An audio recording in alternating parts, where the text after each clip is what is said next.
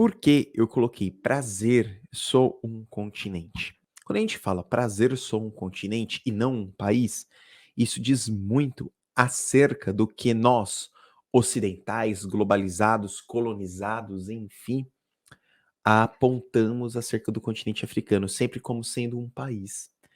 É muito louco a gente pensar que quando a gente vai falar da África, a gente fala ali, a África. Gente, a África ela é um continente com 54 países.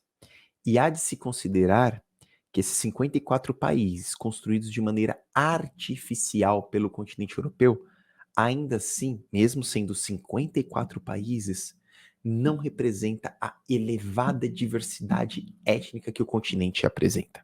Então, é muito louco que quando a gente vai comentar alguma coisa acerca do continente africano, as pessoas, já por uma carga eurocêntrica curricular que nós aprendemos na escola, já por uma carga de imperialismo em que se molda o nosso currículo, a gente vira para o continente africano e sempre diz: Ah, a África.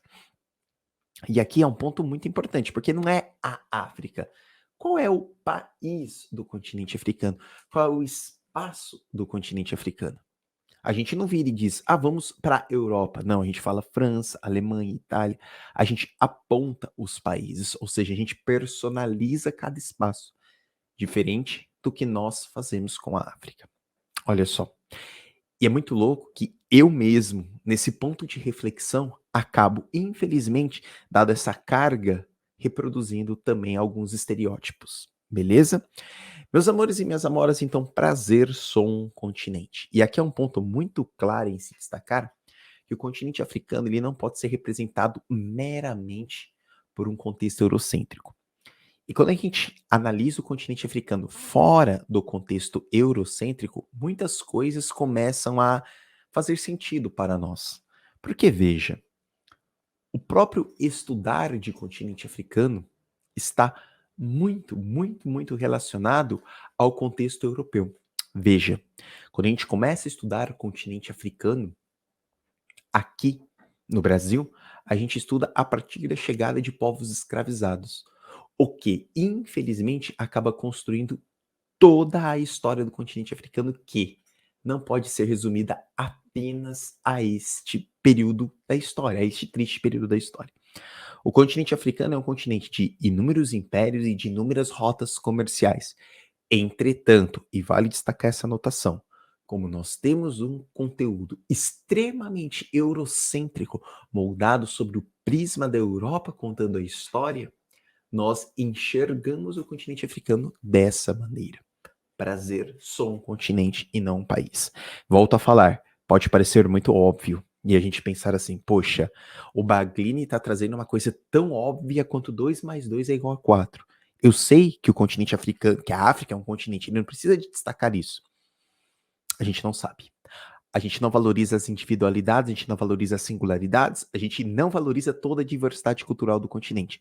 E quando a gente retrata o continente africano, a gente retrata sobre o prisma da exploração apenas. Não que lá não tenha, tem muita, mas a gente retrata apenas sobre o prisma da exploração. Quem é, então, este continente? Quem é a África na fila do pão? Aqui é um ponto muito importante, gente. Se a gente fizer uma análise muito ampla, o continente africano ele é o berço da humanidade. E por ele ser o berço da humanidade, todas as análises e reflexões devem partir da história do continente africano, não é? Não. Pois, infelizmente, nós temos uma história em que se marginaliza a história do continente africano para se vangloriar a história europeia. Quando a gente começa a pensar quem é a África, quem é o continente na fila do pão, o primeiro ponto é nós regionalizarmos este continente. Aliás, amores, aqui é um ponto muito interessante, porque a África tem, em sua grande maioria, uma população negra. Entretanto, parte do continente africano, sobretudo a região norte do continente africano, é formada por uma população branca. E aqui é um ponto muito importante. Porque durante muito tempo a história se consolidou não ao continente africano, mas sim aos povos brancos que estavam na África. E quando você consolida aos povos brancos que estão na África, você colocava eles fora do contexto histórico. Quer ver como é muito interessante? Quando a gente começa a estudar Egito, Egito tem ali a sua, em relação ao continente africano, a sua população branca. E é tão louco que quando você vira e diz, olha gente, o Egito está no continente africano, a própria história nos constrói pontos de interrogação, pontos de dúvida. Vai, como assim? O Egito está no continente africano, mas ali é uma composição de população branca, e até onde eu sei, o continente africano, ele é negro, não pode ser. Isso para mostrar o quanto somos moldados apenas sobre um ponto de vista. Tá. Dito isto, a gente tem que então dividir o continente africano em duas regionalizações, amores. Aliás, que abram parênteses muito claros para vocês. Quando a gente fala em regionalização, nós estamos falando de um espaço em que as características dentro deste espaço se assemelham em certa medida. Conceito básico de regionalização, tá bom? É claro que o continente africano apresenta muito mais regionalizações dentro da sua história, mas a fim de didatizar o conteúdo e deixar mais fácil a compreensão deste universo do continente africano, eu vou dividir em duas.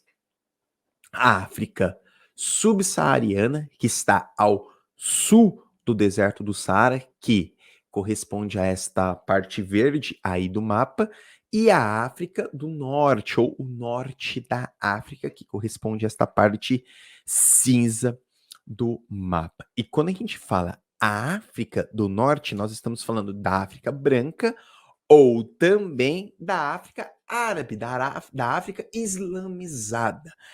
Tanto, amores, que o norte do continente africano, ele é uma extensão do Oriente Médio. Ele é uma extensão da consolidação árabe do Oriente Médio.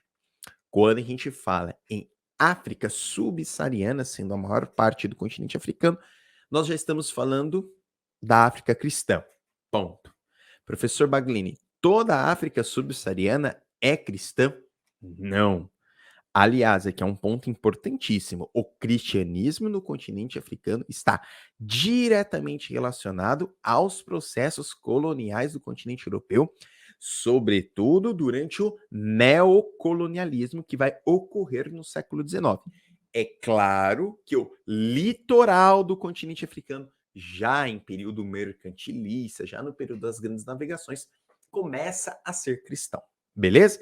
Então, esse aqui é um ponto muito importante.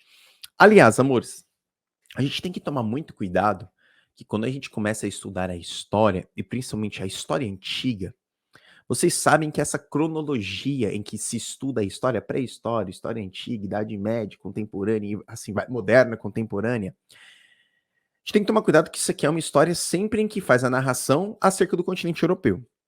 E isso nos dá uma impressão que o continente africano, durante muito tempo, na história, fora um continente isolado. Tomem cuidado. O continente africano, ao longo de toda a história, não fora isolado. A gente tem que tirar isso porque dá uma impressão que o continente africano só é apresentado à história durante a Idade Moderna, do período do mercantilismo, quando principalmente começam-se a explorar a mão de obra escravizada. E não. Ao longo de toda a história, o continente africano ele tinha contatos regulares com a Europa e com a Ásia. O mar Mediterrâneo era um fluxo comercial não do continente europeu, era um fluxo comercial do continente europeu, da África e da Ásia. Isso é um ponto importantíssimo a se destacar. A começar, por exemplo, com os inúmeros conflitos e avanços que o Império Romano tinha acerca de todas as civilizações e grupos populacionais que ocupavam o norte do continente africano. Beleza? Isso é um ponto muito claro a pensar, tá? E quando a gente começa a entender isso, as coisas começam a fazer sentido. Por quê? Se o continente africano já se estabelecia comércio mesmo durante toda a história antiga, por que o continente africano ficou marginalizado dentro do contexto da história eurocêntrica? Por um simples motivo.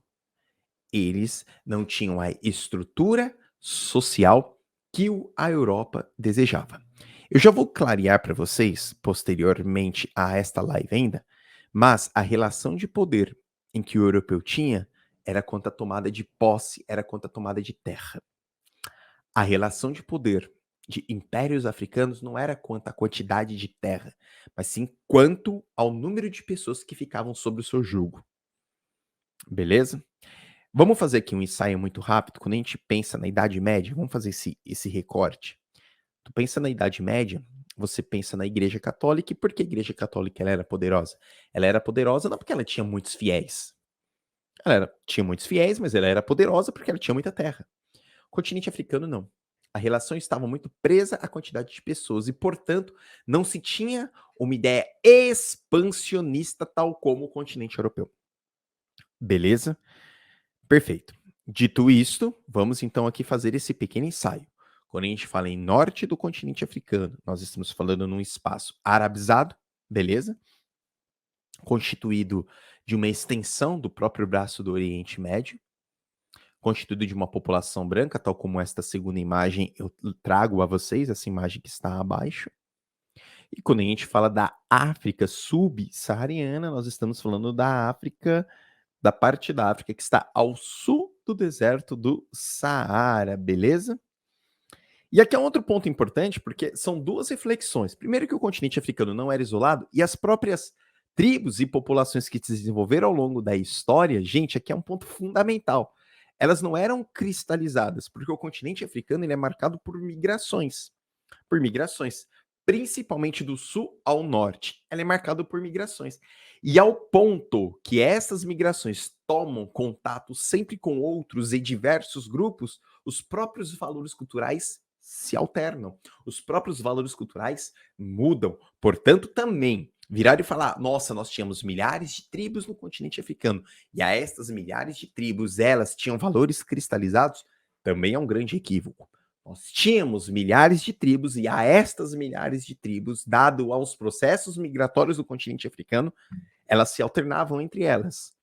E claro, algumas arabizadas vão se concentrar ao norte, e outras com várias e várias e várias divindades, religiões, vão ficar ao sul, beleza? Então, isso é o primeiro ponto. A gente tem que entender que quem é a África na fila do pão?